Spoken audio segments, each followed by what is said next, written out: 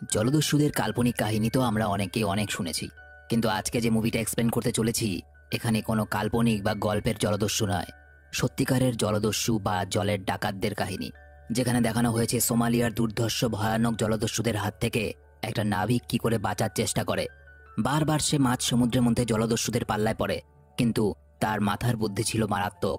সে এমন প্ল্যান করে, এমন বুদ্ধি করে যেগুলো ডাকাতরা ধরতেও পারে না। আজকের মুভি ক্যাপ্টেন ফিলিপস। মুভি শুরু হয়, প্রথম দৃশ্যে দেখানো হয় মিস্টার রিচার্ড ফিলিপসকে, যার নামে এই মুভি। ইনি মার্কস অ্যালাবামা নামে একটা জাহাজের ক্যাপ্টেন। এটা ছিল আমেরিকান নেভির অন্তর্গত মালপত্র বহনকারী জাহাজ, যেগুলোকে কার্গো শিপ বলা হয়। আর প্রতিবারের মতোই ক্যাপ্টেন ফিলিপ এবারও আফ্রিকার ক্ষুধার্ত দুস্থ মানুষদের জন্য খাদ্য, পানীয় এবং প্রয়োজনীয় কিছু জিনিস নিয়ে একটা দীর্ঘ যাত্রার উদ্দেশ্যে রওনা দিচ্ছেন। অন্যদিকে দেখা যায় সোমালিয়ার একটা দ্বীপে কিছু মানুষ বসবাস করছে। এরা আসলে জলদস্যু। অর্থ, খাদ্য, বাসস্থানের অভাব পূরণ করার জন্য এরা যে কোনো সামুদ্রিক জাহাজ দেখলেই লুটপাট করে, আর কিছু প্রভাবশালী মানুষ এদেরকে অর্থের লোভ দেখিয়ে জাহাজ লুট করায়। ইতিমধ্যে ক্যাপ্টেন ফিলিপস এসে পৌঁছায় সালালাহা বন্দরে। এখান থেকে জাহাজটা রওনা দেবে মোম্বাসার দিকে। মোম্বাসা একটা জায়গার নাম। সমস্ত প্রস্তুতি নিশ্চিত করার পর ক্যাপ্টেন ফিলিপস তার গন্তব্যে রওনা হয় তার সুবিশাল পণ্যবাহী জাহাজ নিয়ে। অন্যদিকে দেখা যায় সোমালিয়া জলদস্যুরা তাদের শিকার খুঁজতে বেরিয়ে পড়েছে, অর্থাৎ তারা একটা জাহাজ খুঁজছে যেটাকে তারা লুট করতে পারবে। এবং কিছুক্ষণ পরেই তারা দূরে একটা বিশাল জাহাজ দেখে। এদিকে ক্যাপ্টেন ফিলিপস জাহাজকে সব রকম বিপদ থেকে রক্ষা করার জন্য জাহাজের নিরাপত্তা আরেকবার খতিয়ে দেখছিল। এই সময় তার চোখে পড়ে জাহাজের রেডার স্ক্রিন। রেডার স্ক্রিন হলো জাহাজের মধ্যে এমন একটা অত্যাধুনিক যন্ত্রাংশ আছে যেটা দেখে জাহাজটা কোন দিকে আছে, কোন সীমাতে যাচ্ছে এবং জাহাজের আশেপাশে অন্য কোনো বোট বা জাহাজ আছে কিনা সেই বিষয়ে জানা যায়। তো সেই রেডার স্ক্রিনে দেখে জাহাজের আশেপাশে একটা কিছু দেখা যাচ্ছে। দূরবীন দিয়ে আশেপাশে দেখার পর তিনি নিশ্চিত হন যে দূর থেকে একটা বোট তাদের দিকে এগিয়ে আসছে। ফিলিপস স্পষ্টভাবে বুঝতে পারছিলেন যে কোনো একটা বিপদ ঘনিয়ে আসছে, কারণ সে যে জায়গায় দাঁড়িয়ে আছে এই জায়গার ভয়ঙ্কর জলদস্যুদের কথা সে আগেও শুনেছে। আর এই জন্য সে প্রথমে জাহাজকে কিছুটা অন্যদিকে ঘুরিয়ে দিতে বলে এবং জাহাজের স্পিড বাড়ানোর নির্দেশ দেয়। কিন্তু বিপদ এখনো কাটেনি দেখেও তিনি UKMTO আকমটো যাকে বলে সেখানে যোগাযোগ করে। এবার প্রশ্ন আসে, আকমাটো কি জিনিস? এটা হলো আমেরিকান নেভির বা আমেরিকার জলসেনার অন্তর্গত এমন একটা জাহাজ বা এমন একটা টিম যেটা কিনা কোনো বিপদ হলে সেই জাহাজকে সাহায্য করার জন্য সেখানে পৌঁছে যায়। ফিলিপস বলেন যে দুটো বোট আমাদের পিছু নিয়েছে এবং যতদূর সম্ভব আমার মনে হচ্ছে এগুলো জলদস্যু হতে পারে। কিন্তু আকমটো থেকে ক্যাপ্টেন ফিলিপসকে জানানো হয় যে যতদূর সম্ভব যাদের আপনি জলদস্যু বলছেন তারা হয়তো জেলে হতে পারে। কিন্তু দেখতে দেখতেই বোট দুটো জাহাজের বেশ কাছে চলে এলে ক্যাপ্টেন ফিলিপস বুঝতে পারে সত্যিই জলদস্যুরা অস্ত্র সহকারে তাদের দিকে আক্রমণ করতে এগিয়ে আসছে। তবে সামনে বিপদ দেখে ক্যাপ্টেন ফিলিপস একটা বুদ্ধি বার করে। তিনি বুঝতে পেরেছিলেন যে জলদস্যুরা সবকিছু বুঝে শুনেই এত বড় জাহাজে হামলা করার সিদ্ধান্ত নিয়েছে, কারণ তারা মালপত্র লুট করতে চায়। তাই তিনি ফোন হাতে নিয়ে মিথ্যে মিথ্যে আবার সাহায্য চান এবং এবার গলা বদল করে সাহায্য চান। এটা কেন করলেন তিনি একটু পরে জানা যাবে। তিনি বলেন যে 5 মিনিটের মধ্যেই আর্মি আমাদেরকে সাহায্য করার জন্য হেলিকপ্টার নিয়ে এগিয়ে আসছে। এবং সৌভাগ্যবশত এই বুদ্ধিটা কাজে লেগে যায়, কারণ জলদস্যুরা ক্যাপ্টেন ফিলিপ যেসব কথাবার্তা বলছিল রেডিওর মাধ্যমে সেই জিনিসগুলো ট্র্যাক করে শুনতে পাচ্ছিল। এবং জলদস্যুদের শোনানোর জন্যই ক্যাপ্টেন ফিলিপ গলা বদল করে এই কথাটা তাদের কানে দিয়ে দিয়েছে যে 5 মিনিটের মধ্যে এখানে আর্মি আসছে। এবং এই কথা শোনার পর ভয় পেয়ে একটা বোট ফিরে যায়। আর দ্বিতীয় বোটটাকে তাড়ানোর জন্য ক্যাপ্টেন ফিলিপস জাহাজের গতি একদম কম করে জাহাজটাকে ডান দিক বাদিক ঘোরাতে বলে। আর বিশাল জাহাজের ঢেউয়ের সাথে মোকাবেলা করতে গিয়ে জলদস্যুদের বোটটা একসময় খারাপ হয়ে যায়। এবারের মতো বুদ্ধির জোরে বাঁচা গেলেও এমন বিপদ যে আবার হবে না এ কথা কে বলতে পারে। তাই ক্যাপ্টেন জাহাজের সমস্ত কর্মচারীদের নিয়ে আলোচনায় বসেন। ক্যাপ্টেন সবাইকে নির্দেশ দেন যে আমরা দৈনন্দিন জীবনের স্বাভাবিক কাজকর্মে ফিরে গেলেও সবসময় কিন্তু আমাদের সিকিউরিটি বা নিরাপত্তার দিকটা নজর রেখে চলতে হবে আমাদের। যদিও আমি খবর দিয়ে দিয়েছি আমাদের সাহায্য করার জন্য কেউ না কেউ চলেই আসবে, তবুও তারা যতক্ষণ না আসছে আমাদের কিন্তু সাবধানে থাকতে হবে, কারণ এরা কিন্তু আবার অ্যাটাক করবে। সেই সময় জাহাজে কিছু কর্মচারী এই বিষয়ে আপত্তি জানিয়ে বলে, আমাদের মনে হয় যে জাহাজের গতিপথ বদলে ফেলা উচিত হবে, কারণ একবার যখন এই পথে গিয়ে আমরা বিপদে পড়েছি আবার পড়তে পারি। কিন্তু ক্যাপ্টেন বলে, না, আমরা ওই জলদস্যুদের সঙ্গে লড়াই করার জন্য আজকে যা করেছি পরবর্তীকালে আক্রমণ করলে সেই একই কাজ করব। আমাদেরকে বুদ্ধি দিয়ে জবাব দিতে হবে। আর আমরা যে পথে রওনা হব বলে ঠিক করেছি আমরা সে পথ দিয়েই যাব, কারণ বর্তমানে আমরা যে জায়গায় আছি সেখানে 5টা এরকম বড় বড় জলদস্যুদের দল আছে। এখান থেকে আমরা যে পথেই যাই না কেন সব দিকে গেলেই কোনো না কোনো জলদস্যুদের দলের সম্মুখীন হব। এবার আমাদের কাজ হলো মোম্বাসা অবধি কোনো রকমে এই মালপত্র পৌঁছে দেওয়া, আর আমরা সেটাই করব। কিন্তু যেটা ভয় ছিল সেটাই হয়। পরের দিন সকালে দেখা যায় সেই জলদস্যুরা বোট নিয়ে আবারও, তবে এবার একটাই বোট আছে এবার ক্যাপ্টেন সমুদ্রে যে কোস্ট গার্ড থাকে, যে সিকিউরিটি থাকে, তাকে ফোন করে সবটা জানায়। এরপর ক্যাপ্টেন ফিলিপস তার সর্বশক্তি দিয়ে এবারও চেষ্টা করে জলদস্যুদের তাড়িয়ে দিতে এবং জাহাজের পাশে থাকা প্রেসার পাম্পের জল ছেড়ে দিয়ে জাহাজের গতি দেয় বাড়িয়ে। কিন্তু জাহাজের খুব কাছাকাছি পৌঁছে যাওয়ায় জলদস্যুরা কিন্তু জাহাজে থাকা লোকেদের ওপর গুলি চালাতে থাকে এবং দেখা যায় জাহাজের সাথে একটা সিঁড়ি লাগিয়ে 4 জন জলদস্যু জাহাজের মধ্যে উঠেও পড়ে। তবে ক্যাপ্টেন ফিলিপ এত সহজে আত্মসমর্পণ করা মানুষ ছিলেন না। তিনি জাহাজে থাকা সমস্ত কর্মচারীদের জাহাজের ইঞ্জিন রুমে পাঠিয়ে দেন এবং বলে, জাহাজের ইঞ্জিনটা তোমরা গিয়ে বন্ধ করে দাও, আর যতক্ষণ না আমি সংকেত না দিচ্ছি তোমাদের, তোমরা কিন্তু ইঞ্জিন রুম থেকে বেরোবে না। দেখে মনে হচ্ছিল ক্যাপ্টেন ফিলিপের মাথার মধ্যে আবার কোনো বুদ্ধি চলছে। তিনি ও তার সাথে থাকা 2 জন কর্মচারী কন্ট্রোল রুমে থেকে যান। ক্যাপ্টেন সবাইকে লড়াই করার সাহস দেয়, একটা ক্যাপ্টেনের যেরকম করা উচিত। জলদস্যুরা কন্ট্রোল রুমে এসে সবাইকে বন্দী করে ফেলে। জলদস্যুদের সর্দার মিউজ স্পষ্ট করে বলে দেয় তারা জাহাজের অর্থ এবং জাহাজে থাকা সমস্ত সম্পদ লুট করতে এসেছে। ফিলিপসকে তারা জিজ্ঞেস করে, এই জাহাজে কি কি রয়েছে? ফিলিপস বলে, এই জাহাজে খাবার জল এবং $30,000 রয়েছে, তোমরা চাইলে সেই টাকাগুলো নিয়ে যেতে পারো। অন্যদিকে জাহাজের ইঞ্জিন যেহেতু তখন বন্ধ হয়ে গেছে, তো ক্যাপ্টেন জানায় যে জাহাজের গতি প্রচণ্ড ছিল, তাই জাহাজের ইঞ্জিন নষ্ট হয়ে জাহাজটা বন্ধ হয়ে গেছে। জলদস্যুদের সর্দার, যার নাম মিউসে, সে ফিলিপসকে বলে যে সে যেন তার সমস্ত সহকর্মীদের এখানে আসতে বলে। ফিলিপস তার কথা মতো কাজ করলেও সে কিন্তু কোনো সংকেত দেয় না, যেটা সে দেওয়ার কথা বলেছিল তার কর্মীদের, তাই সেখানে কোনো সহকর্মী আসে না। কিন্তু এবার মিউসে বলে যে জাহাজে উপস্থিত সমস্ত কর্মচারীরা যদি আমার সামনে না আসে, আমি প্রতি মিনিটে এখানে উপস্থিত এক একজন করে মেরে ফেলবো। তারা ক্যাপ্টেন ফিলিপসের উপর যথেষ্ট চাপ সৃষ্টি করলেও ক্যাপ্টেন ফিলিপস কিন্তু কোনোভাবেই তার সহকর্মীরা কোথায় আছে এ কথা স্বীকার করে না। তিনি বলেন, বাকি সদস্যরা কোথায় আছে জাহাজের আমি জানি না। ফিলিপস ঠান্ডা মাথা জলদস্যুদের বোঝানোর চেষ্টা করে। এরপর জলদস্যুদের সর্দার মিউসে বলে যে সে সম্পূর্ণ জাহাজের তল্লাশি করবে। তার কথায় রাজি হলেও ফিলিপস বলে যে নিচে কিন্তু খুবই অন্ধকার, সেখানে কিছুই নেই, সেখানে গেলে আপনাদের অসুবিধা হবে এবং আমাদের লক্ষ্য রাখতে হবে যে জাহাজের এমার্জেন্সি জেনারেটর যাতে কোনোভাবেই বন্ধ না হয়, তাহলে কিন্তু বিপদ আছে। আসলে ক্যাপ্টেন ফিলিপস ছিলেন খুবই বুদ্ধিমান। তিনি খুব ঠান্ডা মাথায় জলদস্যুদের সাথে সহযোগিতাও করছিলেন এবং তার সাথে থাকা ওয়াকি টকিটা সুইচ সে অন করে দিয়েছিল, যাতে সে জলদস্যুদের সঙ্গে যা কথা বলছে বা জলদস্যুরা যা প্ল্যান করছে সেই জাহাজের অন্যান্য কর্মীদের ধরার জন্য, সেগুলো যাতে জাহাজের কর্মীরা শুনতে পায় এবং সেই অনুযায়ী তারা লুকোতে পারে।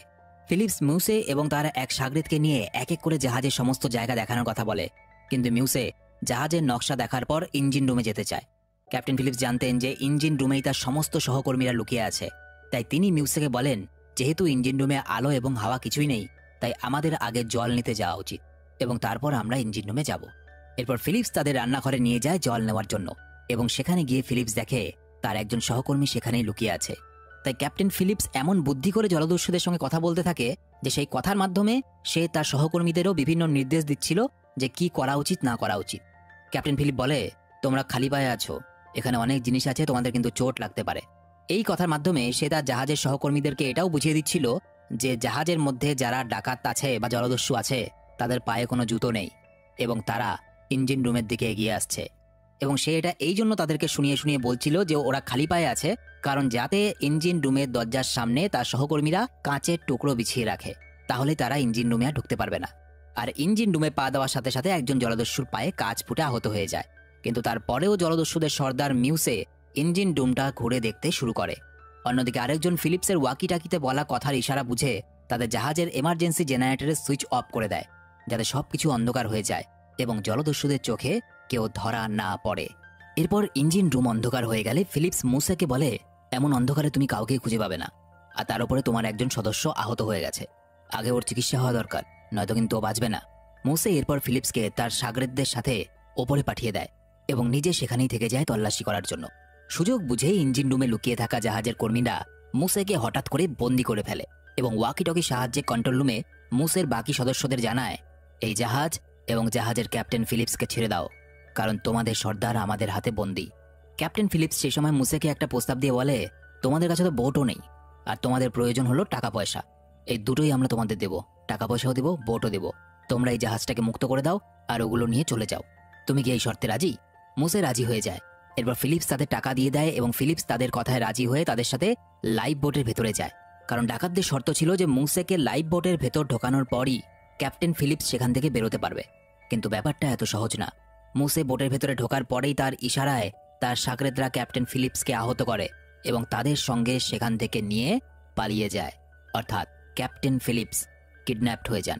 জলদস্যুরা ক্যাপ্টেন ফিলিপসকে সঙ্গে নিয়ে সোমালিয়ার দিকে যেতে শুরু করে তবে ক্যাপ্টেন ফিলিপসের সহকর্মীরা কিন্তু হাল ছাড়ে না। তারা সব জায়গায় খবর পাঠিয়ে দেয় এবং সিদ্ধান্ত নেয় যতক্ষণ না পর্যন্ত নেভি সেখানে এসে পৌঁছাচ্ছে, নেভি মানে জলসেনা, তারা ওই বোটটাকে ফলো করতে থাকবে যে বোটটা কোথায় যাচ্ছে। যথেষ্ট তৎপরতার সাথে প্রশাসন ক্যাপ্টেন ফিলিপসের উদ্ধার কাজে লেগে পড়ে, কারণ যে করেই হোক সোমালিয়ায় পৌঁছানোর আগে ক্যাপ্টেন ফিলিপসকে উদ্ধার করতেই হবে। একবার সোমালিয়ায় পৌঁছে গেলে, অর্থাৎ ডাকাতদের এরিয়ায় পৌঁছে গেলে ফিলিপসকে কিন্তু বাঁচানো সম্ভব হবে না। অন্যদিকে জলদস্যুরা প্রচণ্ড সাবধানতার সাথে ক্যাপ্টেন ফিলিপসকে নিয়ে তাদের ডেরায় যেতে থাকে, কিন্তু কোনো একটা সমস্যার জন্য মুসে তাদের বড় সর্দারের সঙ্গে যোগাযোগ করতে পারছিল না। বড় সর্দার মানে মুসের ওপরে আরেকজন হেড ডাকাত ছিল।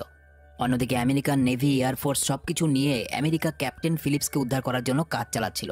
আর অবশেষে আমেরিকান নেভি ফোর্স সহ জাহাজ নিয়ে সেই জলদস্যুদের বোটটাকে ঘিরে ফেলে। এরপর তারা জলদস্যুদের সঙ্গে কথা বলে এবং তাদের বোঝানোর চেষ্টা করে। বলে, আমরা তোমাদেরকে কিছু করতে চাই না, তোমাদের সঙ্গে কথা বলতে চাই। তোমরা ক্যাপ্টেন ফিলিপসকে যদি ছেড়ে দাও, আমরা তোমাদের কোনো ক্ষতি করব না, তোমরা নিরাপদে এখান থেকে বাড়ি ফিরে যাবে। মুসে বলে, ঠিক আছে, আমরা ক্যাপ্টেন ফিলিপসকে ছেড়ে দিচ্ছি, কিন্তু আমাদের $10 মিলিয়ন চাই। তখন ইউএস নেভি তাদেরকে জানায় যে এত টাকা আনতে কিছুটা সময় লাগবে, কিন্তু ততক্ষণ পর্যন্ত ইউএস নেভি তাদেরকে খাদ্য এবং জল দিতে চায়। যেহেতু তাদের কাছে খাদ্য এবং জল দুটোই ছিল না, তাই মুসে রাজি হয়ে যায়।